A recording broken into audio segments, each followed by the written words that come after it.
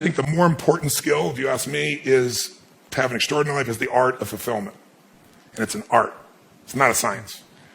Because there's a science to making money. I don't care who you are. If you do certain things, you're going to have too much financial stress. You do other things, you're going to have an abundance. There's a science. There's a science to your body. Everyone here is biochemically different genome, but there's certain fundamental patterns that if you and I follow them, you're going to have tons of energy and feel good. If you break them, you're going to pay the price and have low energy or disease. But fulfillment is an art. What's going to fulfill you is different than the other person next to you. You're not going to learn that from anybody else. And you got to find it, because success without fulfillment is the ultimate failure. And I get those phone calls all the time for the multi-billionaire entrepreneur or politician or business person or a person just won their Academy Award and they're depressed and they can't tell anybody because they got all their goals, but they're not fulfilled because they really don't have that sense of meaning in their life. They went for something and they got it. They achieved. And if you doubt this, what I'm saying is relevant to you or us or anyone, just think about a month ago, we lost what I consider to be a national treasure, Robin Williams. How many of you loved Robin Williams? Look around the room. Keep your hands up. Look. And most of you didn't know him. Almost every. And where you go in the world, people love Robin Williams. By the way, was he great at achievement? Oh my God, that guy. He said he wanted to become a great comedian. He did that. I want to make the world laugh. He did. I want to make my own TV show. He did. I want to have the #1 TV show. He did it. I want to make movies. He did it. I want an Academy Award for not being funny. Not his skill set, drama, and he did it. I want a beautiful family, and he did it. And then he hung himself. Make everybody happy but yourself. Not a good plan.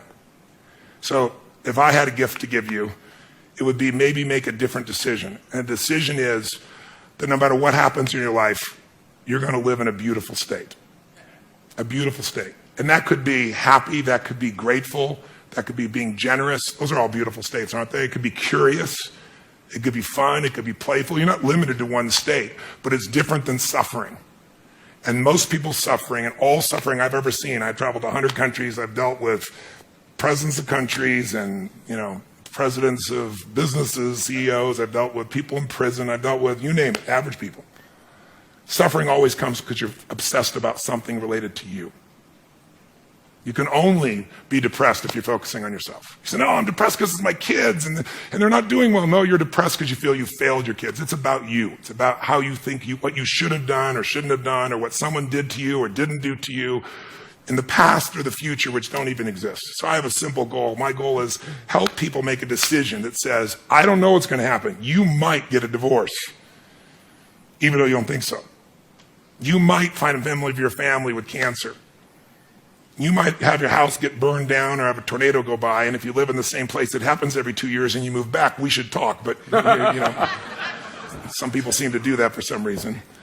You can't control those things. I can't control those things. I don't want those to happen to you or anybody I love or anybody who's even a stranger to me, but they're going to happen. True?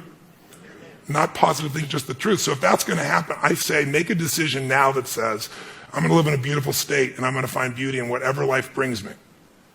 Because life is too short not to.